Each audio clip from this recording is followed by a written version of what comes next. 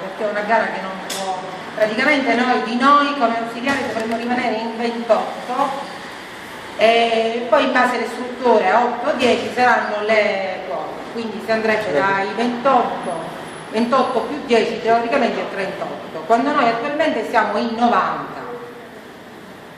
Non so il sindaco, l'assessore soprattutto noi chiediamo, che sa benissimo la nostra situazione dato che è un ex segretario della CGIL, dato che è stato lui quello che per tanti anni cercava di chiamare i nostri diritti dei lavoratori.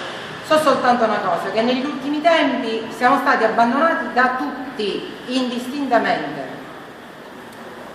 Non c'è stato persone del comune che ci sono state vicine, non c'è stato sindacato, non c'è stato nessuno che è uscito a darci una mano.